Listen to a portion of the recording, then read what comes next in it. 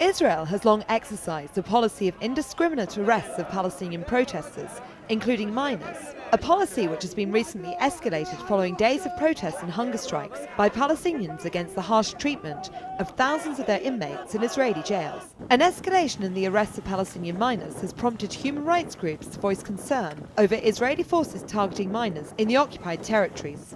We used to the Israeli occupation that they are targeting the youth, and there is they have a reason behind this. They think that by targeting the youth they will break the youth, and the youth, because the youth is the one who's active in the actions and the activities and politically, so they want to break them. That's why they start with even younger generations, like with the kids, with children, and arrest lots of children, especially for that. And the best example is Silwan.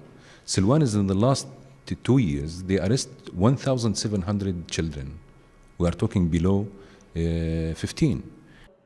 Lawyers from Prisoner Support and Human Rights Association Adamir say Israeli prison officials interrogate children and use psychological forms of interrogation to suppress the resistance of the Palestinian population. They add that some psychological implication of such interrogation on minors is that they often do not return to school and experience psychological damages. There's a lot of children that are being arrested that are used to gather information about the communities. So in places such as where there's demonstrations like Nabi Saleh or Bil'ain, there will be a lot of young children that are arrested, and they'll be put in interrogations. Their families don't know where they are. They don't have access to a lawyer. They don't know their rights because they're just young children. Hundreds of Palestinian children under the age of 18, including minors under the age of 15, have been detained and jailed by the Israeli army. Under Israeli military law and in breach of international conventions, there's been no provision for an attorney or family member to be present at a time of getting confession from a detained child.